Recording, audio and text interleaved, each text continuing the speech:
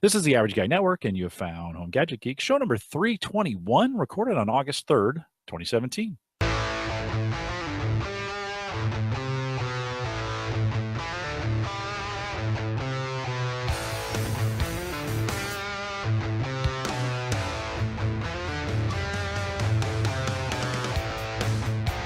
Here at Home Gadget Geeks, we cover all the favorite tech gadgets that find their way into your home. News, reviews, product updates, and conversation, all for the average tech guy. I'm your host, Jim Collison, broadcasting live from the AverageGuy.tv studios here in actually a really beautiful Bellevue, Nebraska.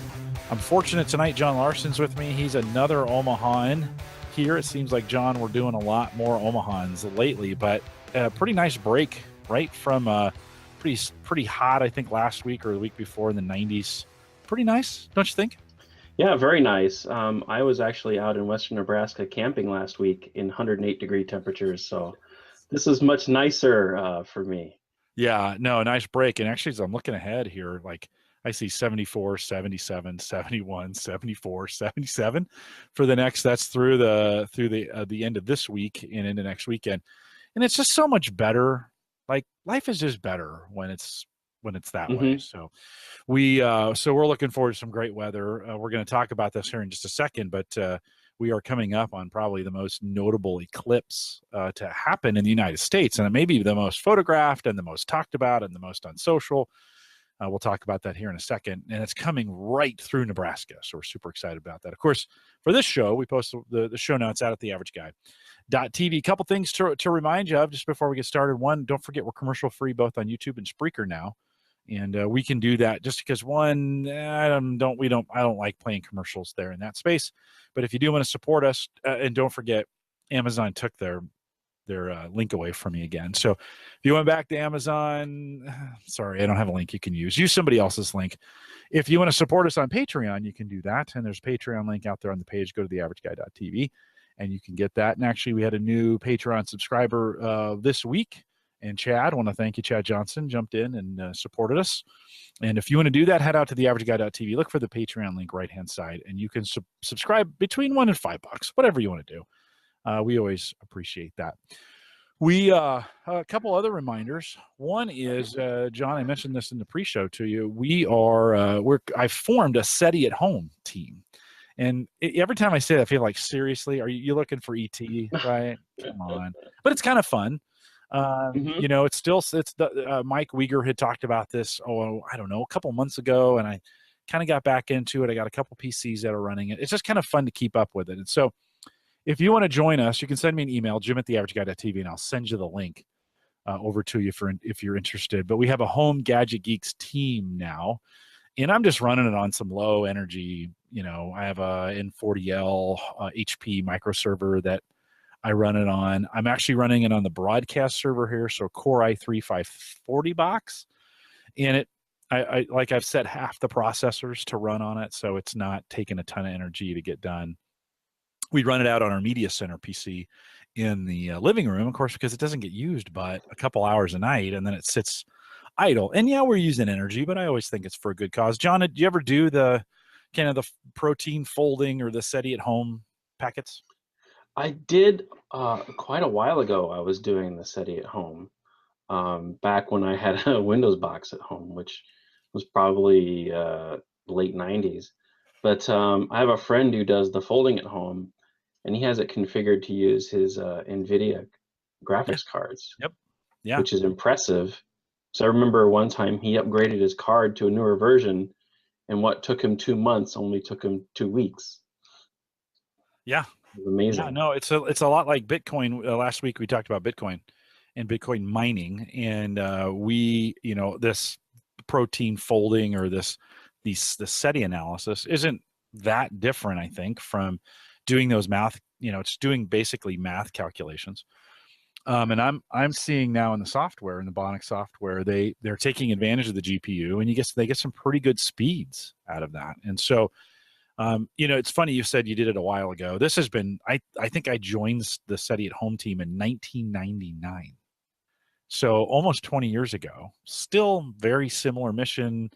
I can do a whole lot more packets today than I used to do back then. I'm at like 1,000,007 packets that I've done over time, and there's been a couple different versions and some other stuff going on, but you can run it. They have an Ubuntu version. If you wanted to run it on a Linux box, you could, and actually it's pretty efficient. I was running it on a little Kangaroo PC here, running Ubuntu.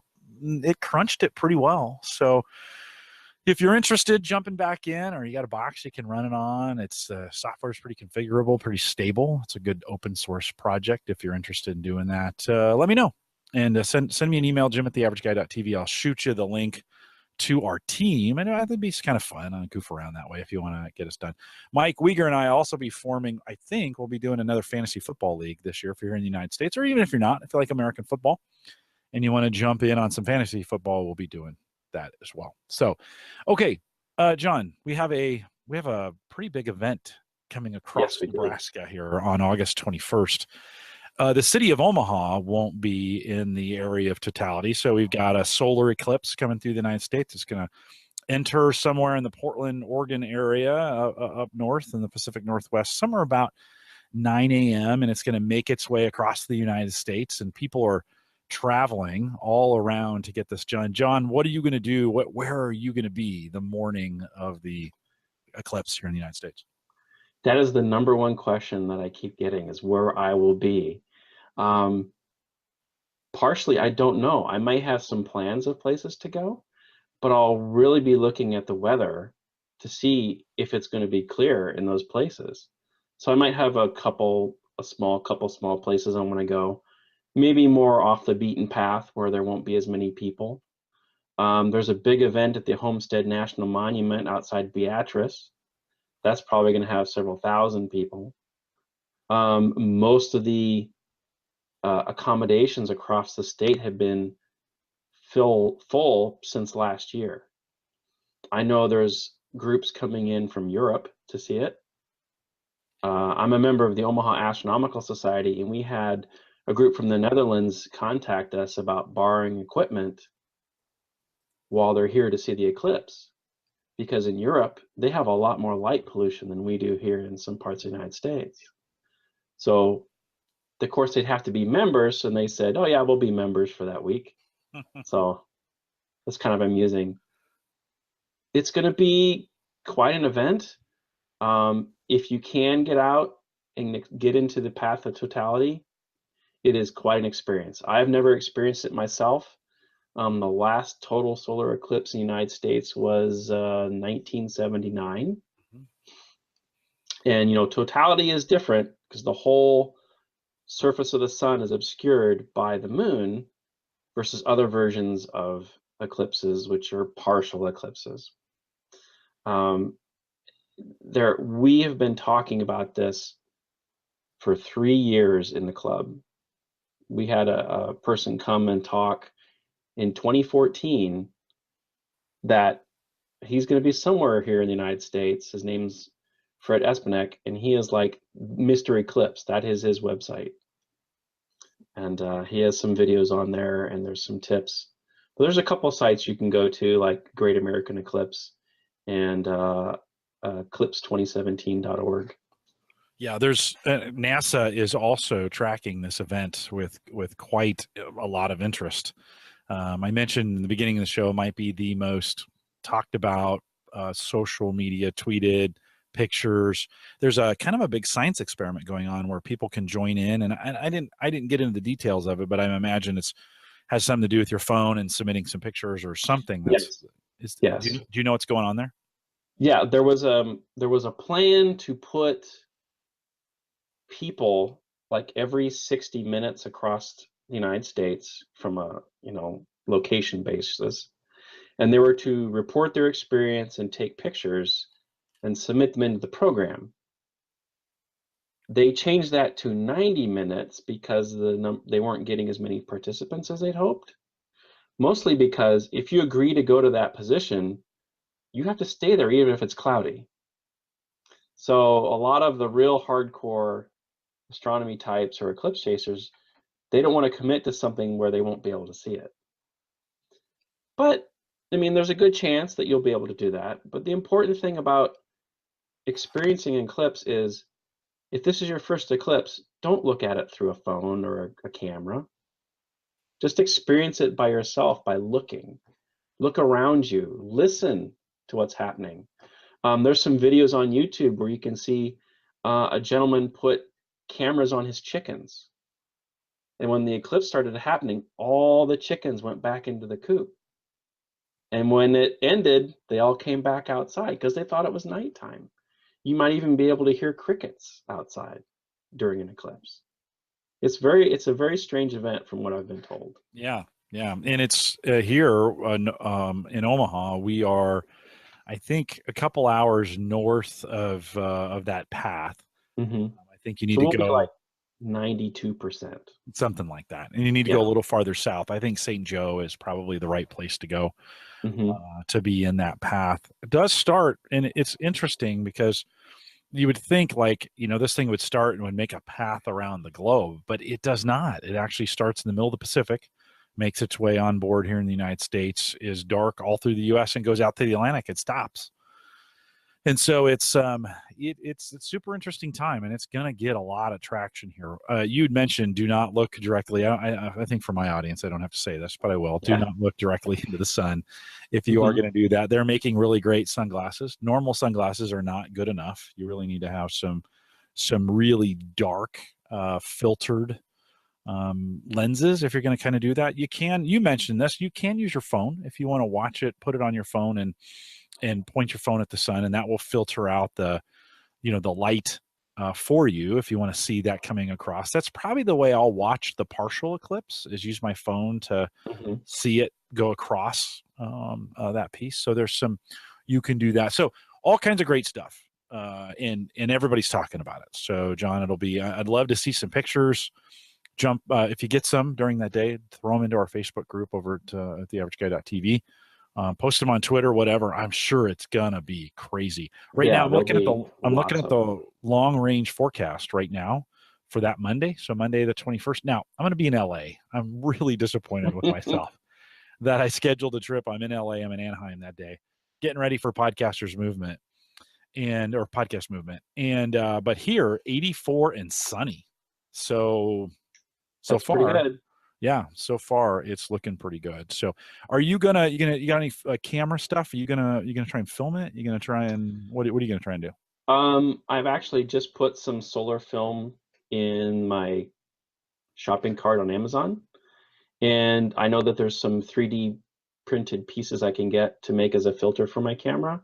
I might do a wide shot, that way I'm not like always concentrating on it. Um, Plus you got to take it off when the totality happens and put the filter back on. You can get glasses at Lowe's. I actually saw them there. Recently, though, there's been a lot of glasses that have been sold that aren't sort of certified. So you want to be very careful. There's even like an ISO specification for these. Um, if you have number 14 welder's glass, that's fine. So number 14 is the important thing to remember. Is you can, if you've got a welding mask, you could use that, or go get some welding goggles at your local welding supply store with number 14. You'd look very steampunk, wouldn't you? You're gonna see some crazy pictures Yeah. of people with those things on. I think if you're in the path, I think your advice is just take it in. It's an And if you're interesting, only 2 hours away, I mean, do it. yeah, Versus drive to people it. flying from across the globe and you're only 2 hours away, that's a pretty good deal. Yeah. I think we looked it up on the website where I'm at in LA, about 50, a little less than 50%. So we're not going to see much down there, and people in LA won't even care. So Yeah. it's going to be, I think, 9 in the morning. And so I'll watch, I'll go out in the morning, watch it, and then I'm going to head into the office. So it is coming. It's on its way. Yeah. Make sure you're very, very careful when you're watching these things, and you never want to look directly into the sun. There's a good Yeah. Brian Regan skit. Just look up Brian Regan and sun stare. There's a good Brian Regan skit about this. Do not look directly Can I into say something about the totality differences? yeah. So Lincoln is just on the edge of totality. They're going to get about a minute or so of totality. But just going that distance to Beatrice, it's 2.5 minutes of Totality. That's a big difference for that amount of drive. Yeah. Yeah. It's in that south. Beatrice is south, right, of Lincoln? Mm-hmm. Yeah. An hour maybe? Yeah, it's about that. Something like that. Yeah. And Lincoln's south of Omaha. So, you're talking about 2 hours down Beatrice. It's going to be, it's going to be jammed. The roads are going to be jammed. You're going to have trouble getting Interstate's in. going to be jammed. Yeah. Yeah. Yeah. Yeah. It'll be crazy. But I think we're seeing. And so, yeah. So let us know how that goes. If you're listening to the show, let us know how that goes. We would love to hear what you did for it and how it worked out for you and what you saw. Show us some pictures. So cool. John, you got some. Let's talk a few gadgets you've got, and I'm interested in what you got, but then I want to talk about why you got one of them. So you got two Yi cams. Why I is what they are on Amazon if you want to look them up. But why'd you get two? Why do you need two? And what'd you get? One is the action cam, so it's a competitor to any of the GoPros. Significantly cheaper, and has all like some of the same accessories. Even the mounts you can get will hook onto the existing GoPro mounting system. I was going to a wedding, and I was going to be doing some filming for that wedding. And I thought, an action cam would be kind of nice to have a wide shot, get crowds and things like that. It's small. People may not notice it if it's something small. And I really wanted to have an action cam because I didn't have one. I have a regular camcorder, but that's kind of big and bulky and not as easy to, you got to pack that thing and charge the batteries for it. You got to charge the batteries for the Yi too, but this charges off USB versus my old camcorder I have to plug into the wall, right? So this gives me a lot more options, especially when I went camping last week, of using a USB battery pack to keep it charged. How long did it last for? Well, I haven't run out the battery yet. In fact, I actually bought 2 extra batteries, and I haven't even used them yet. And how long have you? How long do you think it'll last you? If you're doing the high resolution, I bet you can probably get an hour out of it. Okay. Maybe less. Okay. And when you say high resolution, what's the specs on those? This one is a regular 1080. They actually have a 4K one out now. That's on Amazon, and everybody's been buying that one now. So that's why this one has come down in price. So, and we're talking like $70, right? I mean, this is what I'm seeing on Amazon right now. So pretty reasonable if you wanted to get into as opposed to a GoPro that might be $300. Right. And have you seen those GoPro rigs that has a whole bunch of them to do 360 video? Mm-hmm. They've redone it with the Yi cams, and that's a significantly cheaper option to have all those. And you can see some of those plans on Thingiverse where you can download them and print them out. And they'll act like a camera too. There's a shutter button on the top.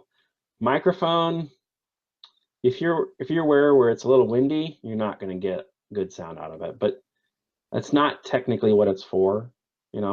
It's to just get video for the most part. It actually has HDMI out on the back. So there's a micro HDMI on the back. It uses a micro SD card for storage. And what's nice is it actually has a 1/4-20 screw on the bottom, so you can use any existing tripod. So you don't have to have the specific mounts made for it. Now I've actually 3D printed mounts for it as well that I've used. Did you buy it with the waterproof case? I did not buy it with a waterproof case. I probably should have. Yeah, not much more. Maybe $15 or $20 for the case. Yeah. But you can get those separate. You could print one if you wanted. It actually has Wi-Fi. You can download the clips from it or control it. You can do settings with it as well. The app's pretty good. I really like it, comparative to some other apps that I've used for controlling cameras. And it's pretty light. I thought about strapping it on my bike we have an event tomorrow at AIM called the Amazing Tech Race, and my job is to like go around and take photos of all the teams doing their run around downtown Omaha. But I didn't get a chance to print anything for this yet, so it'll just have to sit in my pocket. Yeah, it's a good use for it. You know, one of the things I got into in the winter when I was biking indoors, you know, I was on a bike machine, was I would watch YouTube videos of people who had you know, recorded their bike ride from wherever to wherever. Like I could find rides in Rome, or I could find rides in Germany, or I could find rides in the United States. I found this guy who biked from the Presidio up to the Golden Gate Bridge, and I know that route really well. And so it was a ton of fun to just, while I would, so on my phone, I would play the video, and then I would bike and watch the video like I was, you know, and like I was there. And it actually made the biking go really fast to have something to, because normally biking, you know, stationary biking is just boring. And so I thought, man, I should bring my Surface in and play these so I get a bigger screen. Play them on my Surface. My daughter has it right now, and I'll get it back here shortly. But so this winter, I will probably go back to that. But that's a great, you know, I've always appreciated it. People go, why do you record that stuff? You know, I always appreciate those guys who mounted those, you know, the action cams on the front of their bikes, and then would bike, you know, an hour or two, and it would give me a good workout, and it actually really helped. So it was, so get the case printed, and so you can get it, you know, get it on the front of your bike. Yes, I actually have partially mounted. I did print one that goes on a broom handle or a paint stick, so I can extend it up really high in the air to do crowd shots. That I might be able to get done for tomorrow. Yeah. That shouldn't be too bad. I did look up the specs. This is actually a 16 megapixel photo in 1080p with 60 frames per second. So that's pretty good. Good alternative to GoPro. Mm-hmm. And you'll see the white version, but you may also see the green and teal version that's out there as well. That one seems to be pretty popular. I've actually seen videos where they've taken them apart and added an external microphone port to it, where they just have it coming out the top. Certainly helps increase it. If I was to start to do more vlogging, I would probably use this to do it. Okay. Just because it's easy to handle and such. Yeah. Well, and the 4K version is pretty expensive, right? I mean, I think we're $400, or let's just say a little north of 300 for sure. So if you're going to go, and our GoPros now, they're 4K. I think the top end one is, yeah. Yeah. So I think once you're in that 4K space, you're going to be, you know, you're back into that price. But I think for a little, I mean, and I think probably, you know, we can have drones to thank for this, driving down 1080p price of 1080p cameras, you know, for $70. And if you're just going to do some goof around stuff outside, that's a pretty good alternative. You also picked up breaks. Yeah, right on. Well, I still want to throw $70 away, but yeah, it's better than $400. You had also picked up a dash cam, and you know what's really interesting in Europe, dash cams have become, especially like in countries like Russia, dash cams have become a standard part of the car. Everybody's doing them because so much insurance fraud. But in the United States, they still haven't picked up for the most part. But one, why'd you get a dash cam? And then I want to talk a little bit about, you know, do we need them here in the U.S.? So why'd you pick up a dash cam? I picked up a dash cam because I was sort of like trying to justify making a smart car without originally having smarts in it. I'm thinking about getting like the automatic gold and putting that on the ODB2 port. But I recently picked up the Pioneer AVIX 8200. So now I have Android Auto in the car. So I figured, why not add a little dash cam and make a little bit more out of it?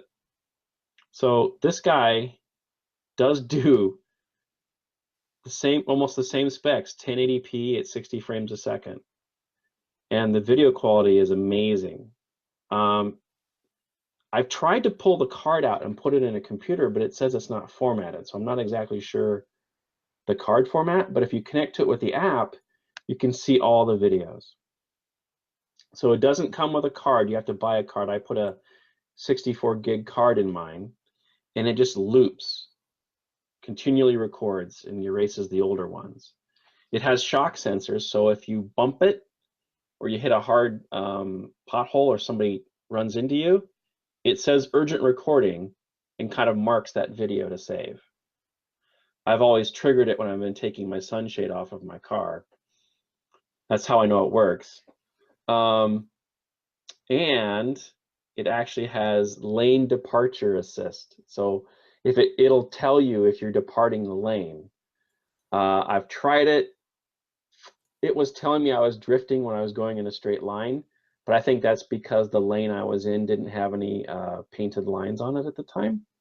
So it kind of got a little annoying to tell me something that wasn't exactly happening. Mm-hmm. But I just need to take a moment out to sit down and go through it again. I think there's an option to let it stay running. So I'll turn it on. So it's quite wide comparatively. And after a moment, it should switch off the camera, because a screen in your car is really distracting. So it switches to a camera, like a clock mode. That way it's not as bright in your car, especially at night.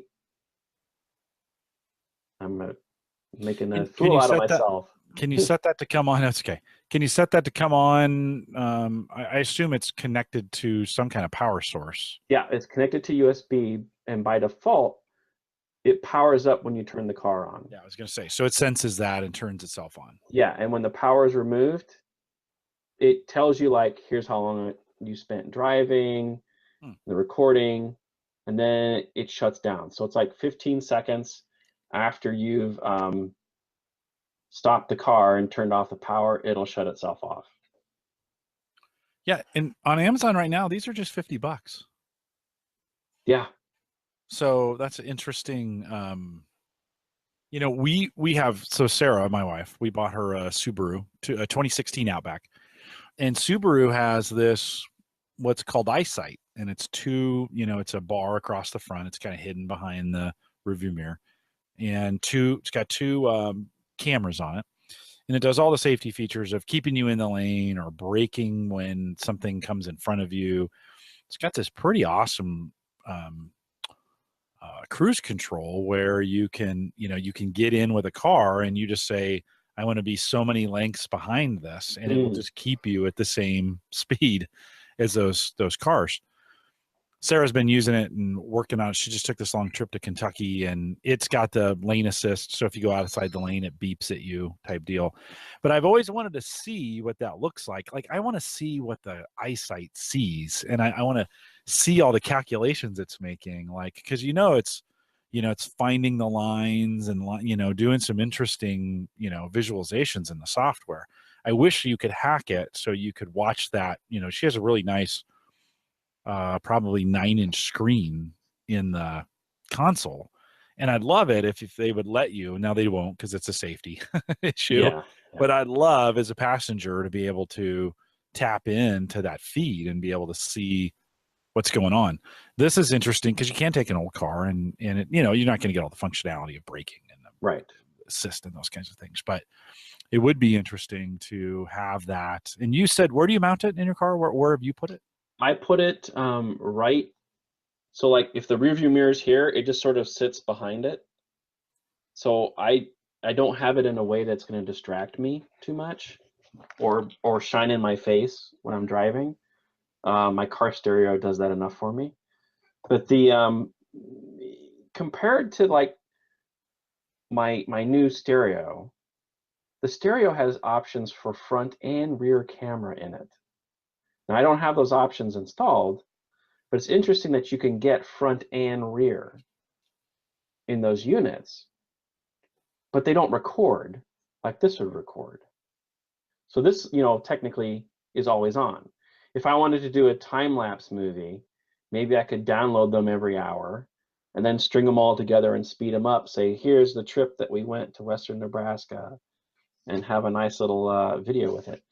There is an option to have a watermark where it says "Ye" in the corner. I did that for the first few videos, and I turned it off. I uploaded them into my Google Photos account really easily, and they're still in there. So it reads the format pretty good. I think there might be some conversion from the app when it's connected. Does it come with all the mounting hardware that you need? It does come with the mounting hardware, yes. It's a 3M tape type, so it'll stick onto the windshield. If you're on the Amazon page for the device, if you scroll down, you'll usually see like a Transcend suction mount. People have been buying those because those are removable. So like if they want to use it in a second car, they'll pick one of those up and have it so they can move it between cars. It gives it more portability, especially if you travel and you get a rental car. You know, there might be issues with insurance if you have an accident in a rental car. You know, having one of those in your bag, it's not such a bad idea. My wife had an accident and she wished she had one in her car last fall. Yeah. Well, and that's kind of what convinced me to get it, was after that accident. Right. Yeah. Well, Ted in our chat room was saying he's got one front and rear as well. Asked him why. He's on the road a couple hours a day and he's in the Chicago area and the driver's pretty crazy. Yeah. And this is why I mentioned earlier, you know, in Russia, the insurance fraud has gotten so bad and people hit and runs and it's just really bad there. Everybody's got a dash cam. Now, you know, a couple of years ago when the meteor came in and blew up over Russia, wherever that was at. Chelyabinsk. I still couldn't pronounce it, even though you just said it. A lot of that footage was captured by dash cams. And, you know, so it's very interesting. I wonder if there's going to be a trend here in the United States. I haven't felt it or seen it or heard people talk about it yet, but do you think this will trend and there'll be more of this? Unless my wife has it built in. We don't have any access to that video. That's the one thing I don't like. Like it would have been great if there was a Subaru app and we could get access to that video, you know, that's on there. I think maybe primarily people who work in vehicles probably would be using them first. Yeah. Over the road drivers, CDL, Lyft and Uber drivers. Some of them use it pointed towards the car inside. So like there have been instances where passengers become unruly and then they get them on video. Or they use an app on their phone for some similar thing. But I don't know how many. I mean, I've seen videos recently in the United States where it's accidents on the interstate or something like that, and it's caught on a dash cam. And it's high from a high vantage point, so it is in a semi truck. Well, I've seen YouTube videos of, you know, busts that go bad or tickets that go bad or, you know, whatever, right? And we're seeing a lot of our patrol cars come completely dash cam enabled now. They're all doing it. Lots of, you know, civilians are having them too. You know, just you get pulled over. Ted was saying, you know, a lot of the police are now looking for dash cams before they pull you over. They're probably going to be a little more careful. Behavior change. Yeah. Yeah, they're probably going to be a little more careful. So Emily says, I bet there's a market for fake dash cams if cops are looking, right. You know, just although at $50, I bet you there is. Like I'm thinking like this would be cool this would be a cool little toy to have. My 06 Honda doesn't have any of this stuff, and my wife's car does. And my next car will probably be a Subaru that has that. I like the safety features they have in there.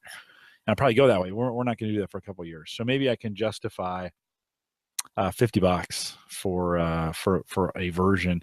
What do you do with the wire? Do you just run it? Do you just drop it down, or have you routed it somewhere? I have it inside the headboard a little bit. I took small pieces of Velcro and wrapped it around the wires, and then shoved them up inside the headliner so they would stay. I had to run a microphone anyway for my stereo, so I just included both of them together. And then it comes down the A-pillar. I haven't quite dressed it up yet. It still kind of goes over the top of the steering wheel, but above. It's not in my. And It's not they in give my you a long range. enough. They give you a long enough Yeah, wire for all it's that. so I have an Outback, and it comes all the way around, comes down the A pillar, over the steering wheel, and down to the accessory plug underneath the radio. And there's still about 2 or 3 feet coiled up. Oh, okay. And it comes with a little adapter for plugging into the accessory plug. So it has a little power plug. Okay. Yeah. Yeah. Yeah. Well, it's cool. Yeah, that's it's one of those things. If you would have asked me, before we started talking, what I think a dash cam would be, I would have said 150, $200. Yeah, But me too. yeah, They've certainly come down, and they'll probably have, who knows what kind of features they'll add to the new ones. I know they have some that have cameras going both directions in one unit, so forward and aft. Although you won't get much out the rear window, but you get people. Like if you have a teenager, maybe that style would be something to have. check on the teens driving the And you car. never Right? know, maybe they'll have GPS built in so they could tell you speed and record it into the video. That's getting into a little bit higher class of unit, but we've seen how cheap GPS units are for cell phones. Why not? Right. Right. Yeah. Well, and why not make a parent app for the phone where the phone actually, when you think about GPS and speed, I think I'm pretty sure there's some apps that do that Yeah, already where if the phone speeds up, it it'll won't text. yeah, it'll tell you. Well, yeah, then certainly from safety, but it'll also send a little alert notification that says, "Hey, I'm going 90 miles an hour right now." Mm-hmm. And Ted says he routed inside the trim and needs to Yeah, dress it up a little bit better as well. Yeah, I'd have to think through that on my Honda to see what would be the best. I might go the corner with it. I don't know. That's rather than have it up, I may have it down on the dash, try and get far forward. That Honda Civic I have has a really low profile front yep. windshield. We have an '06 Civic. It's got Mhm. that sloping front windshield. Now, I will say, don't fiddle with it when you're driving, because that's a bad thing. Yeah. Yeah, you shouldn't be messing Um, with your camera. Also, you should probably turn your Wi-Fi off on the device. Since it has Wi-Fi on it, and you pair your phone to do some settings, I've left the Wi-Fi on. I'm like, why am I not getting any phone call, messages? It's like, why am I on Wi-Fi? Oh, I left that on. I got to turn it off. You've attached to the camera with the Yeah. Wi-Fi, and of course it's not connected to anything. So yeah, it'd be interesting to yeah, just think about some of the other capabilities that from a travel standpoint, we've pretty much gotten rid of all GPS devices, but this could have some of those features in it where, yeah, all this stuff is in your phone. I get that, but I don't always want my phone doing all that stuff. It's kind of nice if it would just be dedicated in the car. When I pulled in the garage, it would download pictures and right, Mm-hmm. it would download all that GPS information for storage automatically. Why shouldn't that should work? And yeah, sure, I could do it on my phone, but I don't know if I want my phone doing all that stuff. Yeah, your phone gets pretty warm when the navigation maps is running anyway. Mm-hmm. And if you're going to do any, I mean, I don't try to do any navigation on my phone unless it's plugged into power, because it is such a battery drain Yeah. on some things. Yeah. Well, in this case, right? So you're plugged in, you pull into the garage, you turn the car off, it shuts off. Is there much of a battery in the dash cam device? How long could it last unplugged, do you think? If you're doing that I'm not scenario. sure. I never thought about doing that, Oh, actually. Because there was video 3 weeks ago on the news of a person who had their car broken into, and the dash cam was still running the entire time they looted the car, and they were on the video. So police were using the video to go after the people who'd robbed them. yeah. So I kind of thought maybe I should see about how to turn that on. I'm in covered parking downtown when I'm at work, so there's no real chance of getting to the car in that situation. But if I'm out somewhere, I thought if it was easy to enable, then I would probably do it. But you have to turn on the Wi-Fi and open the app, and it might get a bit cumbersome to enable it every time you wanted to do True. it. True. Yeah. Well, and it would be interesting to, that might be one of those things where if it's a little bit smarter, it senses the power is going off. It checks to see for a home network. If it finds it, it uploads to, That would where be cool, yes. I'm probably asking too much. Well, there are apps that I believe you can get for like an Android phone that would have some of the same functionality. So if you have an old phone lying around in a drawer, No, I've you thought could about this. probably explore it. I've thought about just mounting I've got a Galaxy S2, an old S2. Maybe it's a 4. I think it's an S4. I think it's an S4. And it's it's one of those things where it's got the battery and it's kind of shot now, but I could easily replace that. And then just leave that in there. Now, phones in heat and cold are not great. This is where Right. we live in a part of the country where it gets super cold in the winter, although less cold than it used to get, but it still gets pretty chilly. And then it gets hot in the summer. I mean, it's super hot. So I've been a little hesitant. These kinds of devices are built for that, to handle those kinds of temperatures. I'm not sure a cell phone is. Right. So if I hold this up, there is vents in the unit.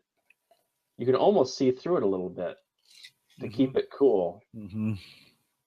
So it's on both sides, so it does flow through. And that's sitting right on your windshield, right in the sun. So I'm sure it's built-in rated for that. I'm not sure my phone is. That'd be awesome. I've thought of that, and that would be one of those things that you could, set it with if this then that would work. You could, hey, when I get in the proximity of this Wi-Fi range, start uploading the content. And I'm sure there's some apps you could run, but it gets a little ridiculous now when you get in your car and you're pushing I get in, I plug my phone in, I throw it on the dash, I set the podcast app, I hit play, I hit the Bluetooth, because I'm in an older car, so I don't have Bluetooth in there yet. And so I hit the Bluetooth thing, and then, you're doing a bunch of, this is where aftermarket gets a little crazy because you're doing a whole bunch of things on aftermarket. And you're just like, geez, That's kind of why I went with the Pioneer in my car with Android Auto, is it gives me those apps on the display that I frequently use when driving. So the podcast comes up and the whole screen is the podcast. Right. And I can choose it from the list. Yeah. Yeah. No, you have an aftermarket. That's an aftermarket monitor, right? Yes. So there, Yes. Yeah. Well, it is one of those things when we think about you and I are both in this spot with our cars where we're pre all the really cool stuff, post the really bad stuff. It's not like we have cassette. You don't have cassette in your car, right? It's the CD, right? So it wasn't long ago I had cassettes in my car, but and so there's some really cool stuff that's coming, or that's here, to be honest. But when you're retrofitting them, it's like I am pretty content. I pop in my car, throw my phone up there. That's how I do everything off my phone. But I have thought, it'd be kind of nice to have a dedicated unit in there. And this dash cam is interesting, especially at the $50 price point. You kind of go, maybe it's worth having for some things. Yeah. Tony saying in chat, he's a little disappointed his truck didn't come. His new one didn't come with Android Auto. How are you liking Android Auto? It's there's pluses and minuses, and the minuses are how I use my phone on a day-to-day basis. I primarily use Google Voice. So while it is supported on the phone, trying to make a phone call on Android Auto is a little bit difficult. It sort of doesn't do it. But if I'm using the regular app, then it would work fine. So text messaging works good. You can dictate messages or have it play back messages for you. It reads the message to you. As we know how Google's Android messaging, Well, actually, just their whole messaging strategy has been a little bit all over the place with Hangouts and Allo and versus things. That can be a little confusing because you can actually say the command send a Hangouts message or send a message. That's two separate apps that you're asking it to do. But primarily, I'm using the maps and podcasts and music. And just last week, Waze is now available on Android Auto, which is Oh, great because I that is really great. love Waze. Yeah, my wife won't use anything but Waze. She just hates Google Maps. She's like, gets me lost every time. No, I've never been lost on Google Maps, but she Well, says they're she owned by the does. same people and the same maps, I but know, but it's it's all about funny. routing, right? Yeah. And perception. She's just like, no, she won't use, she won't use anything but Waze. But yeah, and I've had a lot of trouble and with so I have an iPhone 6 and trying to talk to Siri. I mean, I am so desperately trying to get to this point where I could actually do some really good stuff on Hmm. on the phone while you're driving. No, and I got a crappy Bluetooth microphone. I bought the Logitech kind of auto setup. It's got, it sticks to the dash and then it's got a magnetic mount to that and it's Hmm. one button push to get Bluetooth enabled, which is nice and it plays great. It plays the stuff on my phone great. But the microphone in it is just awful. And I know, so once you connect to it, then of course Siri is listening through that microphone and it's awful. So it's really not fair to compare the two. I'd love to get a better Bluetooth setup where the Bluetooth's actually up, actually where you're putting your dash cam up Yeah. there. That's really where I want the Bluetooth, or I want the microphone. It'd be kind of nice if you could take that dash cam, put it up by stick it up by the rearview mirror, use that as the audio input because it's got a Hmm. Bluetooth, right? It's got a microphone on it as well. Is that on the front of the camera though? The microphone? Oh, Yes. on the dash cam? It's right below the lens. Yeah. So I've never enabled it. yeah. I've always had the microphone off. So I don't know Yeah. what it sounds like. I'm sort of like, I don't know if that's a feature I want, you know, hearing it play back my text messages. Emily says she's with Sarah. She won't give up her ways. I'm with you. I do like Waze. That's kind of my preferred, even on the iPhone. That's what I like. And then Tony says, so Siri doesn't work well. She doesn't work as well as she does on that commercial with The Rock. That is for sure. Holy moly. Even when I have my phone and I'm trying to say, hey, Siri, where's my phone? Probably in my pocket at this point. I don't get a lot of good, at this point. I should just be able to say, hey, Siri, and then put a command in and, I got nothing. So it's I have just those have been super frustrating to me. Some of the newer builds of Cortana for Windows 10 they continue to improve Cortana, and that's pretty cool. And that's pretty cool to do at the desk here. Of course, the Amazon devices are really well, but they don't search very well. You and I have been through this before. Yeah. You liking your Google Home still? Is that, and are they making updates to that thing? Yeah. Just today, you could ask it to play news from like Anchor FM, or you can say, play me the news from Daily Tech Headlines, and it'll play that podcast specifically. So it's sort of like similar to the flash briefing on Amazon Echo. And I've Yeah. actually got it working to control my lights in my house now too. Yeah. Oh yeah, and then that's getting better as well. That's something the Yeah. Echo has always done pretty well. Lights work. We've had studio lights on in here. I got all the overhead lights in the basement all rigged up to this device now. Those are working great. And a couple different kinds. Philips Hue. I've got a Linksys plug-in. I've got a TP-Link plug. And so, I mean, I have 3 different protocols down here. Mm. Oh, and I've got I guess that's a Hue light. Now that I think about it, we had the Hues upstairs and we changed lamps, and so I had an extra one. So I brought a Hue down here. So and renaming them was easy. Go into the app, change the name of them, and I put them in groups. We have a basement group. We have an upstairs group. So that's just working. Like I can't. Sometimes I have trouble with it hearing me, But every morning as I'm walking out, I say, "Hey, device, turn off all the basement lights," and I'll go down. Okay, you know, and that works great. I imagine the Google Home is catching up.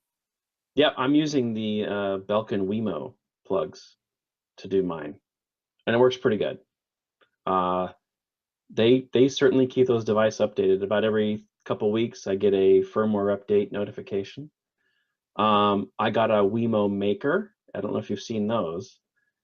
It's essentially got a sensor and relay terminals on it. So I've added it to my garage door, so I can use the Wemo app or tell Google Home to open or close the garage door. That's pretty handy. Yeah, no, that is nice. Because if I accidentally leave the door open, I want to be able to know if it's open and close it. Because you always Yeah, get busy in the morning, you have to rush out, and it's only happened once, but it was I once sometimes forget once at too night. many. That's the one, and I'll go. I'm here. The garage door is right over there, so I'll walk out, go by it, open it, visually check. Is it open? No, no, good. Shut it. Right. I can close it from right there. I don't. It's nice. I kind of wish it would alert me as it would have this. The I'm walking up the stairs. Maybe it knows I'm going to bed, and it just shuts it if I forgot. It's because I should probably shut the door. I do have the lights set here in the basement. If I forget to turn them off, they all go off at like 12:30. Hmm. So if I, for whatever reason, forget, I've got one more set of lights I need to get on. I've got them on an old school switch, Oh where I yeah, yeah. can turn them on and off that way. That's I a have little one of those as well. Exactly the so same. a I think total that's a old school. GE. Yeah, yeah, it could be. It's super cheap at Lowe's or whatever, right? Great to have down here.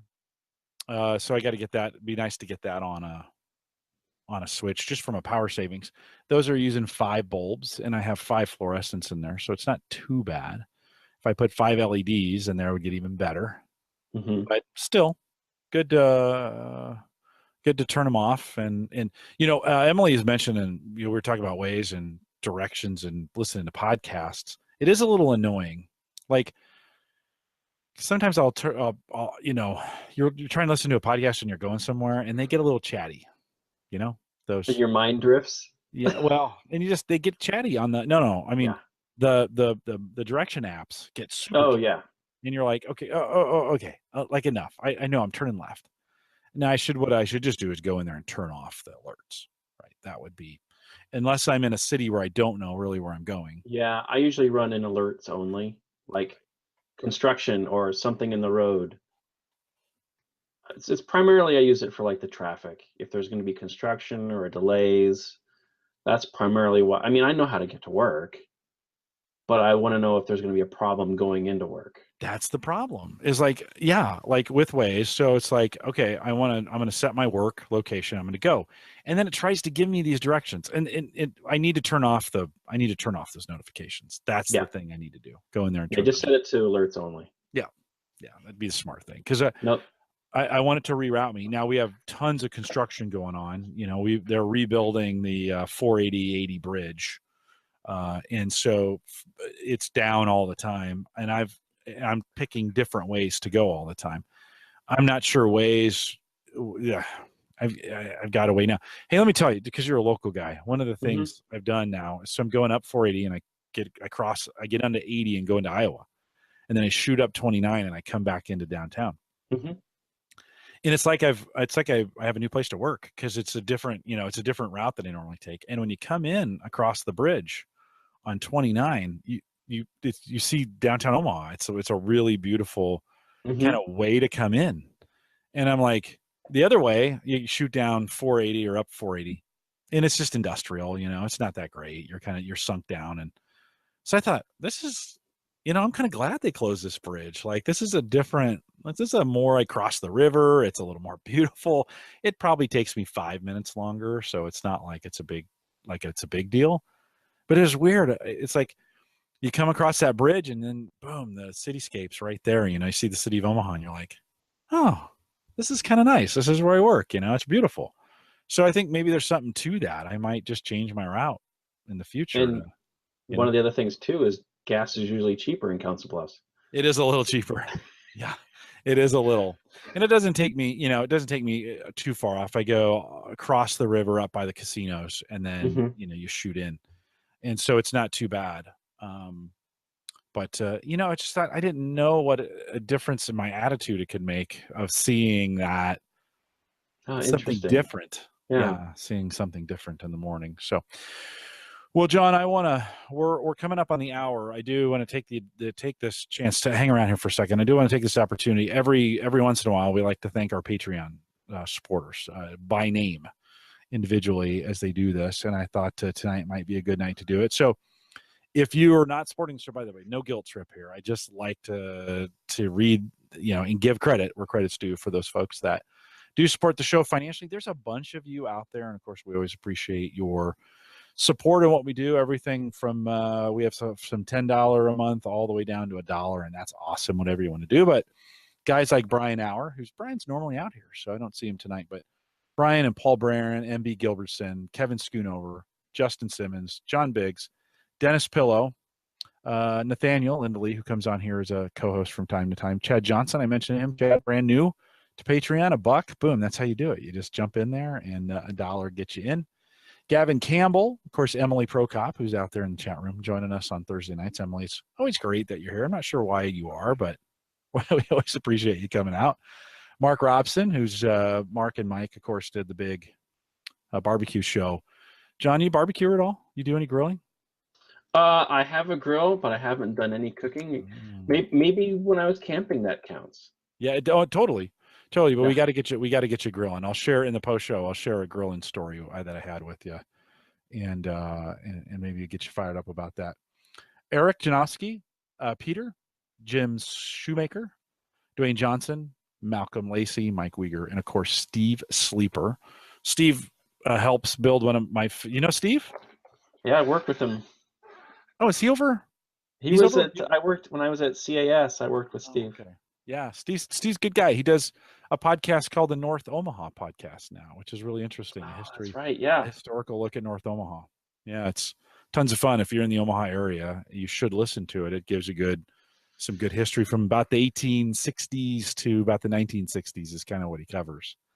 And big, man, think about change going on there. So, guys, we thank you for your support, your Patreon support. Always appreciate it. You don't have to do that, and many of you do. So we appreciate your support of the show. I'll remind you, we did the Patreon reminder. Oh, don't forget about Set Eat Home. If you want to join the club, you get us done. Send me an email, jim@theaverageguy.tv. I'll send you a link back out to you. If you want to see how many folks we can, it's just fun, guys. It's just a fun thing. We appreciate that. So jim@theaverageguy.tv. Don't forget, Christian Cyber Frontiers is fired back up again. And so if you haven't listened to us in a while, I have a show in the hopper that I hope to get out this weekend. Christian was at DEF CON and didn't have enough time to review the video. We did a hands-on honeypot demonstration, and it's sitting just waiting to be released. So if you haven't resubscribed to Cyber Frontiers, you might want to do that this weekend. A good show. You might want to subscribe to the video too on that one, or head over to the YouTube channel and get it. And again, I turned all the commercials off, so you don't have to worry about that. But this platform, web and video hosting, all provided by Maple Grove Partners. Get secure, reliable, high-speed hosting from people that you know and you trust. Actually, that's Christian. You just know him. Head out to maplegrovepartners.com and hosting plans as little as $10 a month. So really inexpensive to get in there. Christian likes to keep that for our community. And if you're interested in doing that, he'd love to hear from you. Don't forget also Home Gadget Geeks, the mobile app, sponsored by LastPass. And got to reschedule Amber to get her back on. We missed her the other day. We'll get her rescheduled to come in. And of course, we appreciate their sponsorship of the mobile app. You can get access to that easiest way to listen to the podcast when you are on the road, homegadgetgeeks.com. We'll get that there as well. John, thank you for jumping in here. Stay around for a little bit of the post show. It's great to see you, but thanks for coming on the podcast. Thank you. You're welcome. And we are live every Thursday, 8 p.m. Central, 9 Eastern, out here at theaverageguy.tv/live as we head into the fall. We got some great stuff coming up for you. Just as we think about, I think next week, it is next week, we've got Moro data coming back in here. And, of course, we've been talking about them, and I've been tweeting about them. So the founder of ReadyNaz will be on.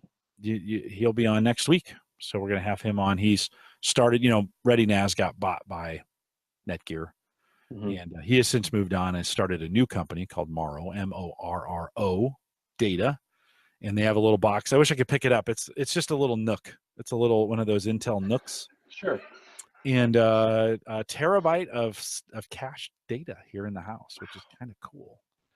Kind of cool to have. It's a small business app, not really for the home guy. It could be for the home if you move that. Actually, he's a podcaster, photographer, videographer. Kind of nice to have that much storage right at your fingertips, and then it can move it to Amazon. They have some Amazon storage. It's part of the service. Or you can back it up to Backblaze. If you want to do it that way, you can move it to OneDrive. You can move it to your Dropbox account. So pretty cool. And we'll cover that next week in an interview with those guys. We're excited about it. Again, we're live 8 p.m. Central, 9 Eastern out here at the AverageGuy.tv Live. John, stay around for post-show. With that, we'll say goodnight, everybody.